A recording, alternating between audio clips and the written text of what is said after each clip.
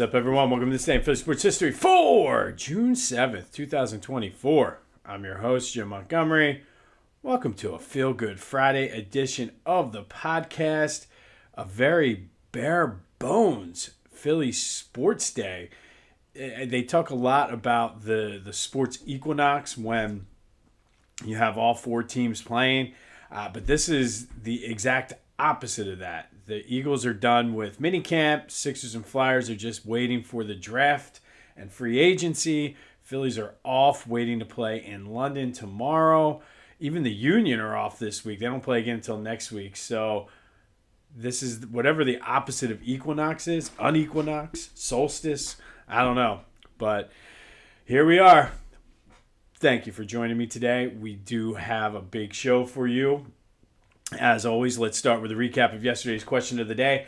I asked you, which Philly player had his career most impacted by injuries? 56% of you said it was Ryan Howard.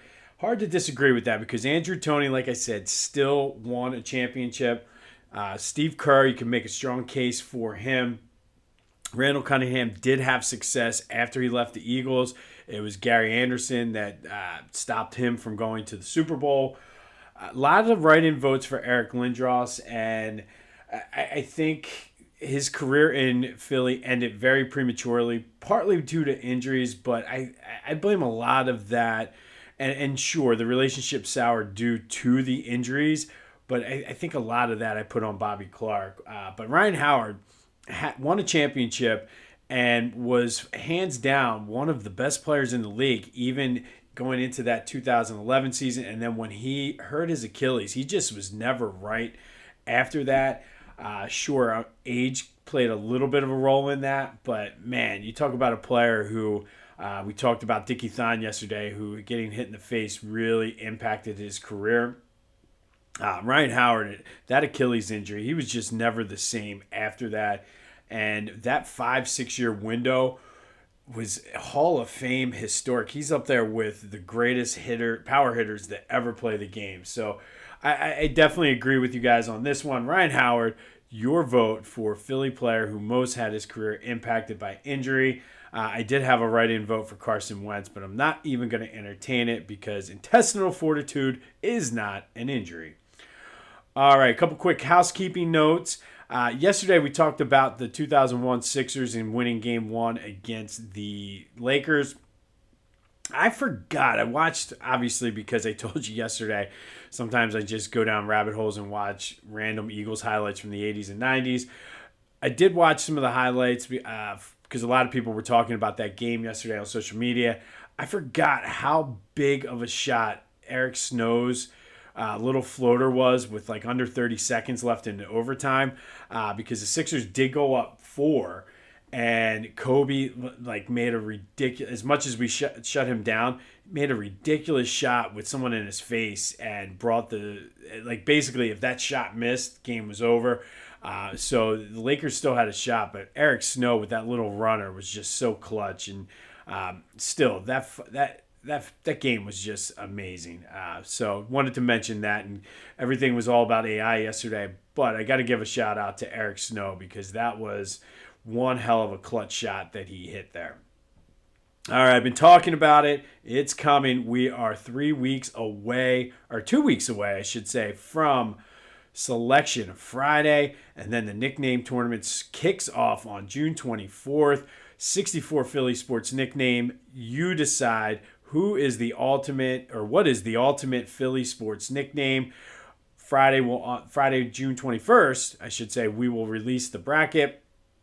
And then you have the entire weekend to just rip me on how horrible of a ranker I am of nicknames. But that's okay. That's part of the fun. So stay tuned for that.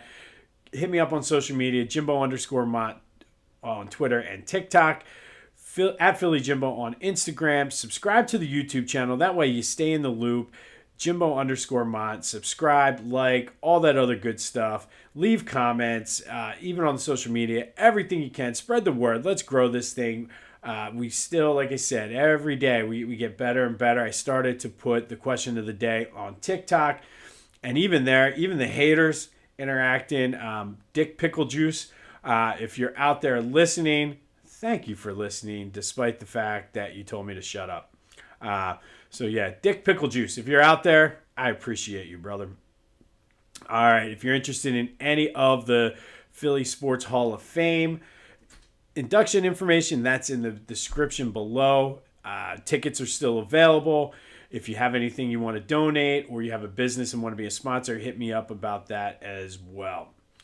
All right, so a couple things and notes for the Phillies London series.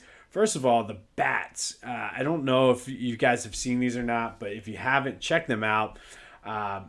They're phenomenal. And, I mean, whoever designs these bats are just incredible. Very, very Philly and British-centric, but so cool. The one with the fanatic in the British guards, I forget what they're called. I know there's a specific name for them that Bryce is probably going to use is just great. The one even though he's not going to play, for Brandon Marsh is incredible. So check them out if you can. Hopefully they all are using this. Bryce said he's going all out, which I'm looking forward to that tomorrow. If you are in London and listening to this, hit me up. Let me know. I would love to know if you're out there listening because it just seems like there's so many people going out there. It's going to be South Philly, I guess South Philly East. Yeah, South Philly East. So let me know if you're out there. Hit me up. Spread the word out there. We would love to have, especially at the Passyunk Avenue Bar, we would love to have the folks in England listening. So hit me up and let me know if you are listening out in England. One quick note, and I don't know if he does this just to get clicks or listens or whatever, but Joe Giglio officially had said the NL East is officially over. The Phillies win the division. And I'm not ready to go there yet. It's June 6th. And back in 2007, even though I think the Phillies now have a 7.5 game lead because Atlanta won last night. But in 2007, the Mets at this point were up 6 games on the Phillies. So it's far from over. And none of us, well, I shouldn't say none of us. I'm sure there are some folks out there from my dad's generation listening. But most of us know all about the 64 fold from our fathers and grandfathers. So let's pump the brakes a little bit and just enjoy the ride, Joe. And I know you're doing it for listens. And here I am once again talking about you. But let's pump the brakes on a little bit. But again, if you're out in England watching the game, let me know. I would love to hear from you. Philly Goat, as I mentioned, they had you covered for the London series. Too late, obviously, to get your gear for that, but it doubles as 4th of July. And who doesn't want to scuff Mrs. Met? What a shirt that is. Also, they got the new Raffy shirts for Alec Boehm. Check them out. I've been telling you about the shoes. I'm wearing the Schmitties right now. They are just incredible. So those canvas loafers, men's and women's. And I explained this to some people yesterday at the bus stop. They do have women's sizes as well. So get matching pairs. Be that person. But go to phillygoat.com. Please use the promo code Jim Montgomery for 10% off your order. That helps us out here at the podcast. Lets them know that you're listening. Ryan's an everyday listener. Also saw Hugh Douglas commented on his Twitter yesterday. He was wearing the same Mr. Sandman shirt. So they, like I said, Philly Goat is a great company. Use the promo code Jim Montgomery and get 10% off your order. All right, lots of Eagles news as they wrap up camp. Jeffrey Lurie is considering selling a minority stake in the Eagles, not a controlling stake, and I think it's just probably a way for him to make more money and go invest in other things. Be something cool. Like I would love to, obviously don't have anywhere near that kind of money, but would love to say like I'm a 1% owner in the Eagles or whatever. And I wouldn't even want anything. Just give me tickets to a box every game. I'd be happy. But if anybody wants to pony up $5,000, $10,000 with me, maybe we can buy a 1% controlling stake of the Eagles. Hit me up offline if that, or the Back to the Future voice and text line if that's something you're interested in. All right, Jalen spoke to the media. He said 95% of the offense is new, still absorbing it, but he's excited. And that was very evident by all of the reports that came out of practice that the defense is more ahead of where the offense is right now. And that's to be expected. And I don't think there's anything that really we should be concerned about with that, just because it's the time of the year and where we're at. And it should be, defenses probably should, especially if you have a new offensive coordinator where 95% of the offense is new. And Kellen Moore talked a lot about clarity and communication and being crisp. So I'm okay with in June them not having it. But Jalen, still answering questions about his leadership style, but alluded to the fact that likely will be doing some offseason workouts with the skill players outside of the NovaCare complex, which again, that's, to me, those are the things that he does that go unseen. So I'm okay with where they are right now. The defense looked great. A lot of people were saying just how great they looked. Some people even went as far as saying that it could be a major asset, or not asset, but a major strength of the team is the defense. And if you think about the Super Bowl winning team in 2017, you think about the team that went to the Super Bowl in 2022, the defense really is what set up the offense. Everybody talks about how defense is a luxury now and offense is what you need, this, that, and the other. And I don't necessarily disagree with that, but I'm still in that old school mindset with defense wins championships. And the only Super Bowl we ever won, it was set by that defense. Obviously, they did not play any defense in the Super Bowl, so, I mean, that kind of pokes a hole in my argument there. But they didn't get to the Super Bowl without that defense. The 2022 team, obviously, there was no defense really played in that Super Bowl either, but the Eagles rode the strength of that defense to get to the Super Bowl, and then you have just the one game to do what it is. So I'm okay if the defense is better, because it also, if you think about it, if the defense is playing better, it ignites the offense. And I think, yes, the offense needs to be better because that helps keeps the defense rested. But it's a lot less pressure on the offense if the defense is only giving up 17 to 20 points a game. So, like I said, I am A-okay with that. Just a lot of the takeaways from just what I was able to gather. Seems like a lot of the older guys are really into mentoring these younger guys. Guys like Darius Slay, C.J. Gardner-Johnson, Brandon Graham. They're really, and even Lane Johnson with some of the offensive linemen. And that is what you want to see. To me, that is, the Eagles talk a lot about the culture of the team. To me, that symbolizes a good culture, because you have the guys that they know and understand they need these young guys. So I'm going to help mentor you. So I love seeing that.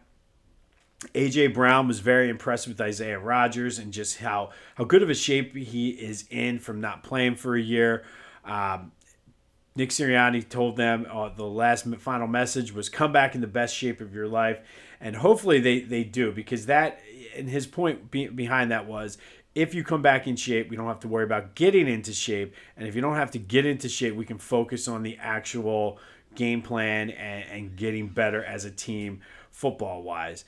The other thing was Big Dom got a promotion. He's the game day coaching operation, or head of game day coaching operations.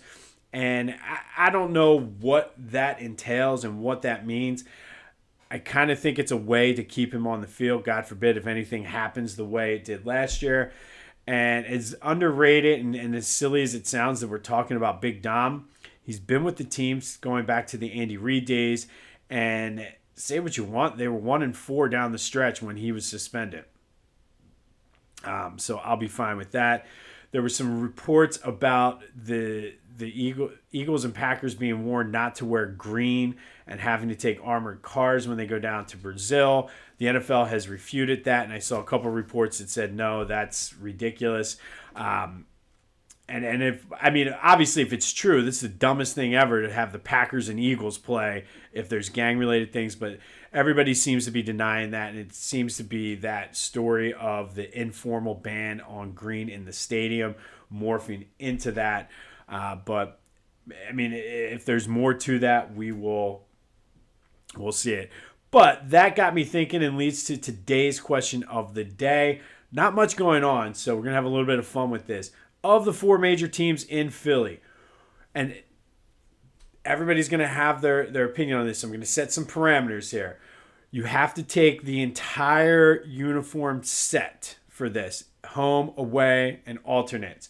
But which Philly team has the best uniforms? This is the Eagles, Flyers, Phillies, and Sixers.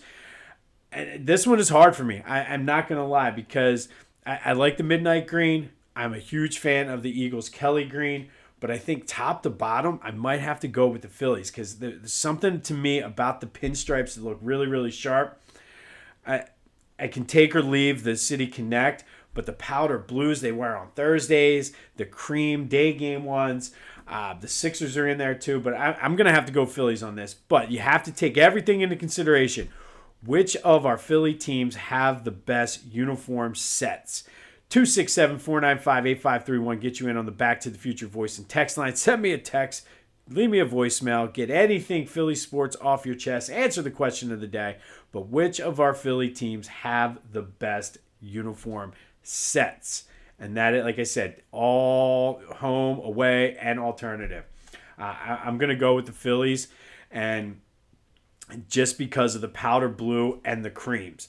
Like, if it wasn't for I think those two, I'd probably go Eagles, just because that's what my eye goes to, and the Kelly green, obviously. But man, the powder blues, I almost dare to say I would put the powder blues over the Kelly greens. Let me know your thoughts on that as well. But 267-495-8531, get you in on the Back to the Future voice and text line. Question of the day. All together, which of our Philly teams have the best uniform sets? Hit me up on social media with that answer as well. The NBA Finals, Celtics look like they're going to win a championship. Super.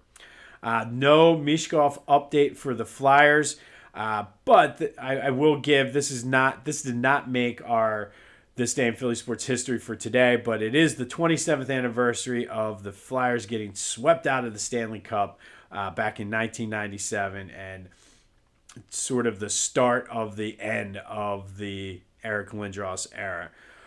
But today we are going to go back to 1983, and in honor of the Phillies London series, we are going to do a little bit of Phillies.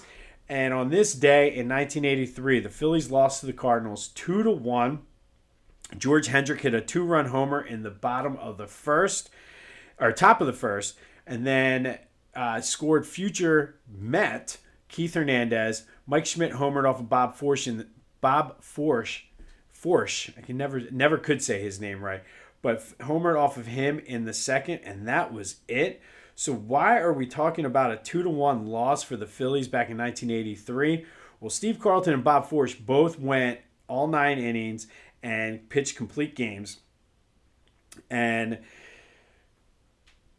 excuse me, Carlton struck out 6, but in those 6 strikeouts, he moved past Nolan Ryan for the all-time strikeout leader at 3,526. They would go back and forth over the next year and a half or so before Nolan Ryan finally passed him in September of 1984. Ryan ended his career with 5,714. Steve Carlton ended his career with 4,136. Carlton currently ranks number 4 all-time in strikeouts. He's the second all-time leading left-hander behind Randy Johnson. And in case you're wondering or keeping score at home, Roger Clemens is number 3, the only guy on there not in the Hall of Fame. Will anybody ever catch any of these numbers? No way. So Steve Carlton is the Phillies' all-time leading strikeout leader with just over 3,000. Then it's Robin Roberts and then Cole Hamels. The active leader for Phillies strikeouts is Aaron Nola with 1,600 or a little over 1,600. I'm not sure how updated that number is. So he has he should possibly even this year move past Cole Hamels or probably next year more likely move up into second all-time in the Phillies all-time strikeout leader. But on this day, back in 1983, the Phillies lost to the Cardinals 2-1. George Hendrick hit a homer in the first. Mike Schmidt hit a homer in the second, and that was it as Bob Forsch and Steve Carlton put on a clinic. but Steve Carlton moved past Nolan Ryan temporarily for the all-time Major League lead in strikeouts. Finally, today we're going to take a trip down Phillies Memory Lane and spotlight Luis Aguayo, infielder for the Phillies. He was signed as an amateur free agent out of Puerto Rico in 1975, played with the Phillies from 1980 to 1988. He was a career 240 hitter, 33 home runs, 93 RBI. He was more of a platoon, bench kind of guy. His career high was 279 he hit in 1985. He was traded to the Yankees in 1988. He did appear in 2 postseason games with the Phillies in 1981 as a pinch runner. He's currently the international field coordinator and infield instructor in the Cardinals minor league system. And he's one of those guys, obviously very unmemorable, I guess, or forgettable career with the Phillies. But one thing that sticks out to me is that he's one of those guys that when I read his name, I hear it in Harry Kalas's voice, just like Mickey Morandini, Michael Jack Schmidt. It's one of those guys that Rico Brogna, for instance, but Luis Aguayo. And like he would always do it, pause and say Aguayo. And if you grew up listening to Harry Kalas, you know what I'm talking about with his distinct voice. But he probably is one, for playing so many years in Philly, probably with the least memorable career of any Philly, which also got me thinking for a bonus question of the day. Of all, who are your favorite, most unmemorable, most forgettable Philly athletes of all time? I came up with a quick list yesterday as I was thinking. It was hard to do with the Phillies, Flyers, and Sixers because so many of them, I guess, are forgettable. But I came up with William Frizzell, Greg Garrity, the Trash Man, which is a good nickname that did not make our tournament. I will go as far as that. But they called him the Trash Man because he could catch everything. Receiver out of Penn State. Mike Zordich, another guy out of Penn State, although he was good. And then Ron Johnson, who was one of Randall's favorite receivers and played on the other side of Mike Quick until Fred Barnett and those guys came in. But let me know who your most random, obscure Philly athletes are that sometimes you forget that played. But all in honor of Luis Aguayo, who is today's spotlight on Phillies Memory Lane.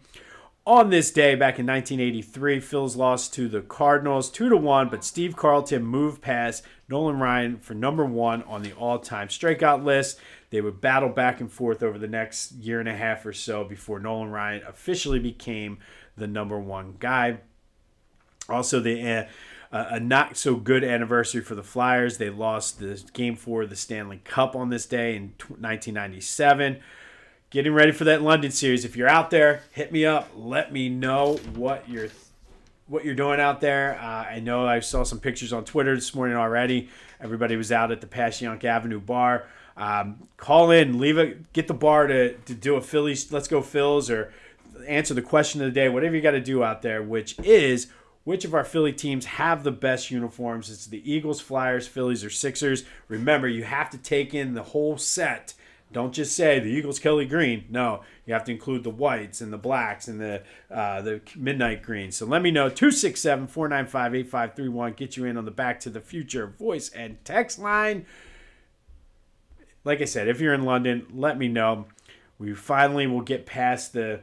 And again, what is the opposite of equinox? Is it unequinox? I know the solstice is one of those words that gets passed around, but this is like the most boring day. There's nothing going on.